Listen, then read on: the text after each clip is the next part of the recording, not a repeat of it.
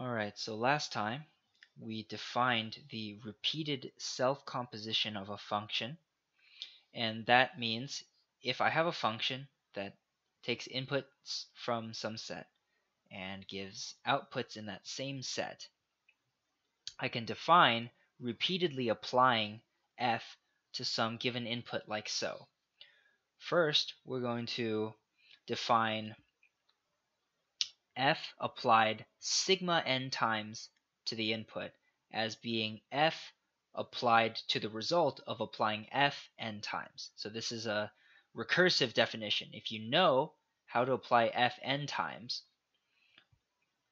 then applying f sigma n times is defined by this relationship. And the way that we build up to higher and higher n's is we define our base case for this. F applied 0 times to x is going to be defined as the identity function, so that it always gives back x itself for every x in our input set S. Okay, we then proved a somewhat useful property that if you expand out the definition of f applied sigma n times, and you write it like so, f applied to the result of having applied f n times to x, we're actually free to swap these two functions with each other, meaning that we apply fn on the outside to the result of applying f to x just once on the inside.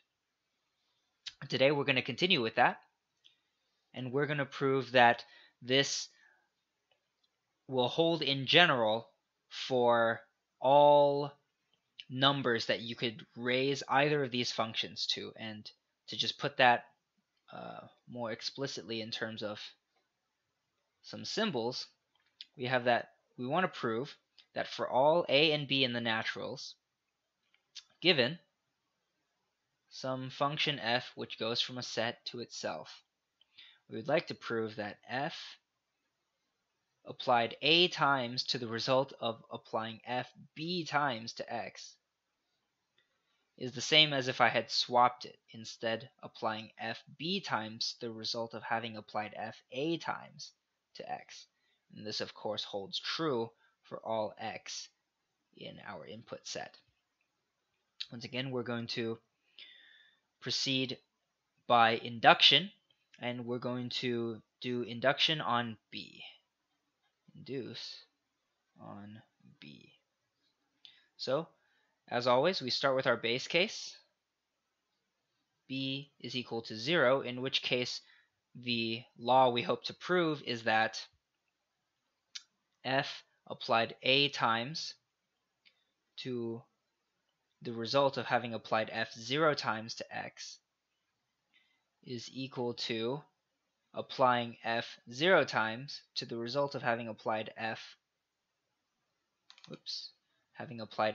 a times to x.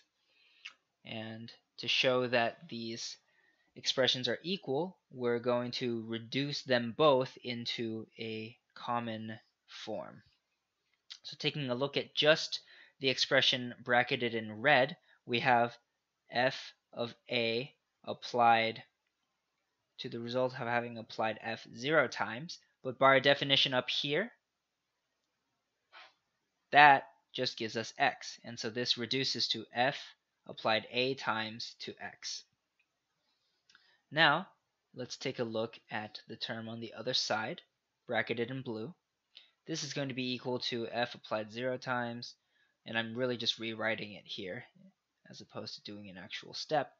Once again, by our definition up here, applying f 0 times to something just gives us whatever that thing is. And so this is now the same function applied to the same input, and since we're guaranteed to have the same result, these two truly are equal, and we have finished the base case. Now we can move on to the induction step. So the induction step, we're going to assume for all a in n and for all x in our input set, and for some specific b in the naturals, that a plus, whoops, skipping a little far ahead there, that f apply a times can be freely switched with applying f b times when we think about the order in which the functions are applied to their respective inputs. And from this inductive hypothesis, we need to show that f applied a times to the result of f of sigma b to x is the same as f applied sigma b times to the result of having applied f a times to that x. Okay, splitting again into our red and blue regions. The left-hand side is going to be given by f applied a times, and we're going to apply the definition of applying f sigma b times here. Well, that is f applied to the result of having applied f b times to x.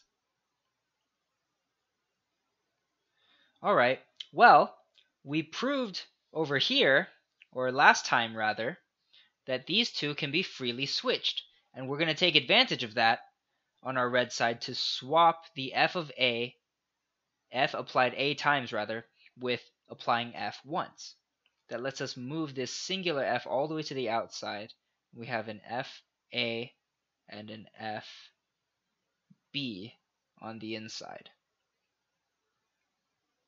We're now going to regroup. I think I'm missing a parenthesis here.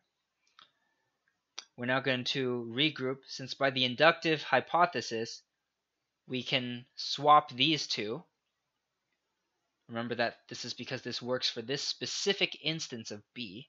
So this is f applied to the result of applying f